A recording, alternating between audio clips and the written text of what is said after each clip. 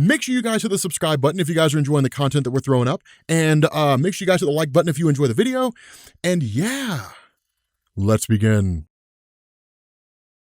What's going on, guys? This is Rob, and we are back with Infinite Crisis, and Lord knows it took us long enough to finish this thing. So many vacations and so many trips. So, in the last video that we did, we basically talked about how Darkseid was seemingly the guy behind everything that was going on with regards to the current multiversal situation, at least in Infinite Frontier. And to a degree, that's true, but what we're actually going to find out in this story is that there is someone behind Darkseid doing what it is that he's doing. But what we end up doing here is basically picking up with a kind of coming together of the various heroes, right? The Multiversal Justice League. Now, again, I would highly suggest that you go back and watch our playlist in order to get caught up on everything going on with Dark Crisis, specifically Infinite Frontier. And again, you'll find that playlist down in the description. But the thing behind this is you basically have this kind of statement made by Darkseid that once the Flash cracks through their multiverse, that he'll have access, or at least Darkseid will have access to what lies beyond, which is essentially a key, or at least a huge amount of power that is not readily available.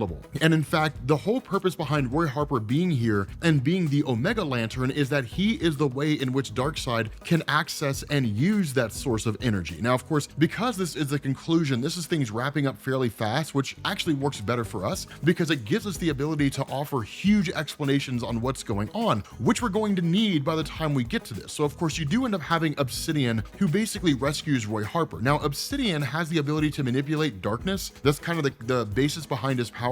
But that right there in and of itself gives me a reason to believe that Obsidian is going to become exceedingly important over the course of Dark Crisis itself. And then you also have the Flash. Now, one of the things that was interesting about this is that Barry Allen was being used much in the same way that he was during the original Crisis on Infinite Earths event, in the sense that he was powering the machine that was being used to basically wipe out the multiverse. It's very similar here, except in this instance, he's kind of serving a different purpose, which is to basically create a crack in the multiverse, right? The means by which Darkseid can access what's on the other side. Now, you do have Machine Head. Machine Head was basically the traitor among Justice Incarnate. He was the one that really kind of led them all here. But Machine Head was only one part of this whole situation, in the sense that what you had is various people who had come to this realization by one situation or another. You effectively had like worlds that were ending, you had crisis events, different things like that, but they were always stemming from the main DC universe. Machine Head is, by all standards of measurement, just part of a faction that has allied themselves with Darkseid for the purpose of essentially restarting, wiping away, redoing the multiverse. And that's one of the things to know,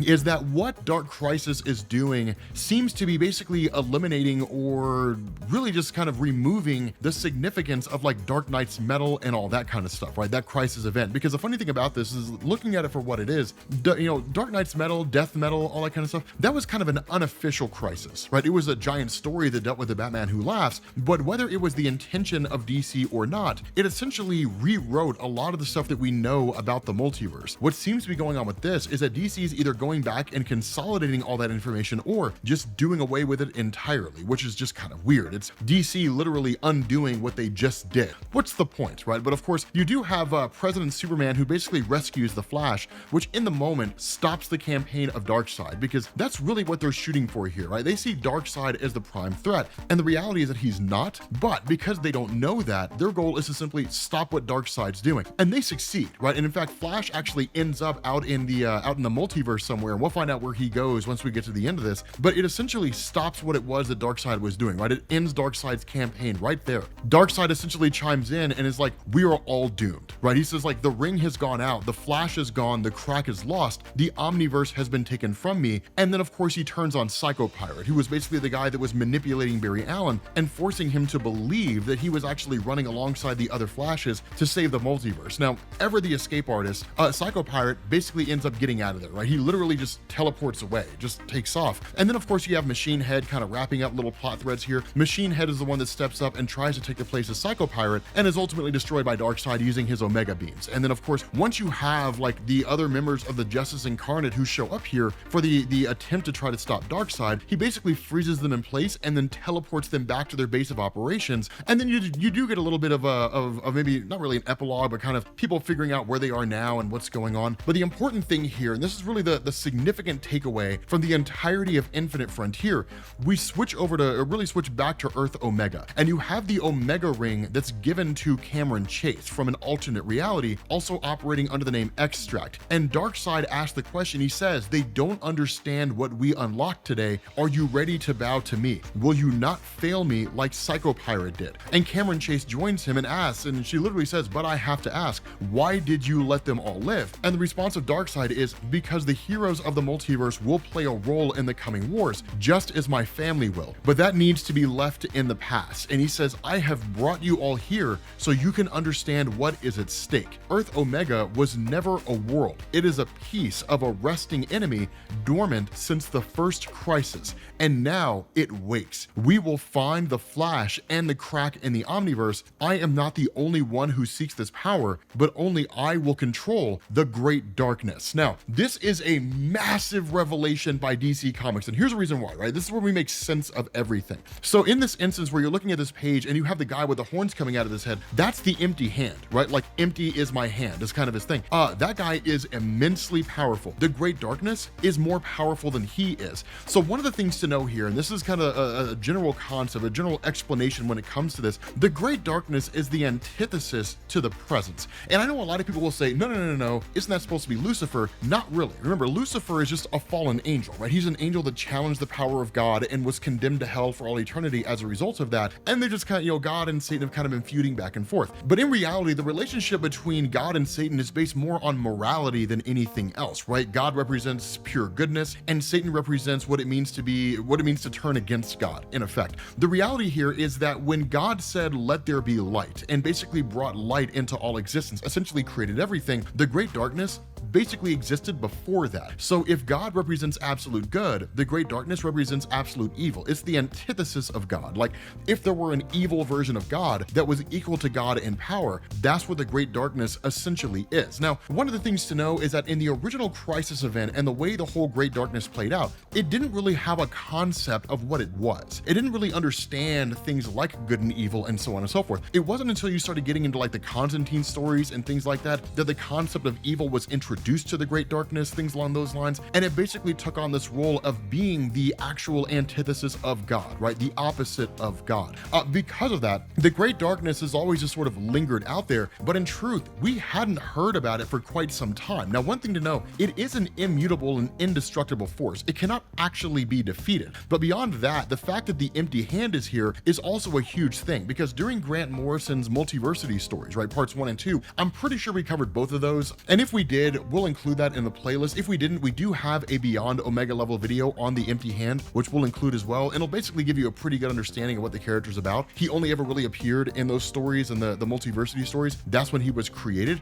The truth is that the empty hand is basically the right hand of the great darkness, right? So if the great darkness is this antithesis of God, then the empty hand does the bidding of the great darkness. And the great darkness is exactly what it sounds like, right? It seeks to control, consume, and destroy things. But this all really comes to fruition when you have the really kind of picking up with Barry Allen, and Barry Allen basically being whisked away to what is perceived to be another place in the multiverse, only for that to not be the case. That when he crash lands in this location, what he sees is just like this stream of worlds ascending into oblivion. And he doesn't initially know what it is. He recognizes it to a degree. He's like, I've seen this place before, during the original Crisis on Infinite Earths event. And then ultimately we have this kind of voice that comes out of nowhere and says, this is Multiverse 2, right? It was what came before. Destroyed by the Anti-Monitor in the first Crisis, the Empty Hand and the Gentry fed on it for years. It was my fault. Its ruin started with me. They made me watch as each world was swallowed in darkness. I tried to warn them, but they would not listen. They could have stopped it, but they didn't. You have no idea what that does to a person, right? And the reality here is this person speaking is Pariah. Now, this is where we get to the other part of the explanation. This is why we kind of rush through the conclusion, because in all honesty, this is more interesting and more important. So one of the things to know is that the way the original Crisis on Infinite Earths event started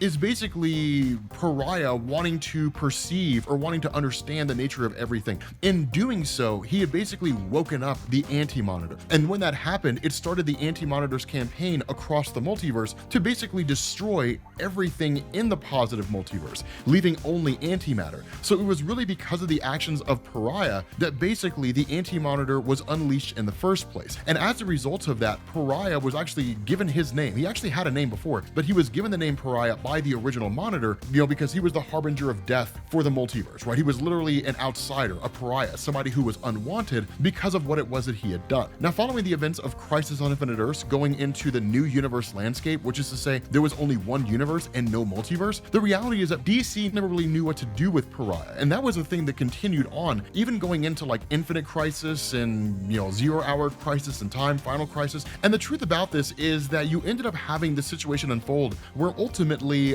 Pariah just kind of lingered out there. But what this does is it reintroduces him back to his previous role, where somewhere along the line he seems to have been snatched back to Multiverse 2, and he's just been here watching all these worlds being consumed and destroyed. And in fact, what he ends up doing, because of the fact that he has the ability to jump through realities and in fact send other people to realities, he basically seems to trap the Flash inside one of these alternate Earths, which is almost indicative of the way things looked pre-crisis, right? He's literally on a pre-crisis world. And that's the important thing to know here, is because the way things unfolded after the original Crisis on Infinite Earths event, that as far as we were aware, the original multiverse was destroyed. It was gone. There was no trace of it having ever existed in the first place outside of those individual heroes who survived its destruction and continued on in the new Earth singular universal landscape that did not have a multiverse. Now, in Infinite Crisis, the multiverse did come back, but it was a different multiverse. So think of it as like Multiverse 2.0 as opposed to Multiverse 1.0, which was destroyed during Crisis on Infinite Earths. It's how it is that DC justified there being a return to a multiverse, but things were just a little bit different than they originally were. And it stayed that way, right? It just continued on that way, even going into the new 52, and has maintained itself during the new 52. Now, some of those things have shifted, some of those things have changed a little bit to a degree, right? But for the most part, it all still kind of remains intact. What we're being told here is that unlike what we were initially told during Crisis on Infinite Earths, Multiverse 1.0 was never destroyed. It was never eradicated. That in fact, it still exists out there. And the Empty Hand and the Gentry had been feeding on it after all this time in order to bolster their power, in order to make them more capable. Now, that was a story that kind of, or at least that's a set of events that kind of goes into the Multiversity storyline, which is basically that the Gentry, as agents of the Empty Hand, are quite capable of destroying entire realities, which really begged the question, how powerful is Empty Hand? And by extension, how powerful is the Great Darkness? That kind of a thing. It's one of those instances and one of those situations that DC is really expanding on in real time as we cover the story, where there are a whole host of multiverses that all make up the greater omniverse, and the Great Darkness sits above it all alongside the Presence, and the Empty Hand is capable of destroying entire realities and even whole multiverses. So it's kind of nuts. Exactly what role Empty Hand is going to play, we'll see as we get forward, or as we move forward into this story. But regardless, it's one of those things where this is quite literally the bigger threat. The greater threat here is the Great Darkness, the antithesis of God, the opposite of the Presence in DC Comics. So for those of you guys who are coming from Marvel, imagine that instead of the one below all just being an answer to the question, what happens when the one above all hulks out, that the one below all was actually an evil version of the one above all. And that's what you're seeing here in DC Comics with the Great Darkness. It's the easiest way to explain it. It's the most easily understood way to comprehend what goes on with the Great Darkness. But the long and short of this is, I would imagine over the course of this, we'll end up seeing massive expansions and massive changes to the DC landscape as a result of that. Because what a lot of people are really looking at this as being is a lot of DC fans are looking at this from the perspective of simply saying, okay, so imagine if like the entire death metal event never happened. And imagine if there were no other Crisis events, if there was no Infinite Crisis and Final Crisis or anything like that. Imagine this as being a direct sequel to the events of Crisis on Infinite Earths. That's kind of how it's being billed, and that's how people are looking at it, and that's the best way to view it. So with that being said, guys, we're going to bring this to an end. Make sure you guys check out the playlist for Dark Crisis, which again has Infinite Frontier, and we will cover the rest. Like everything else that we cover as part of Dark Crisis will go in there, so you can make sure you're on the up and up with everything that's happening. It'll all make sense. And I will catch you all later. Peace.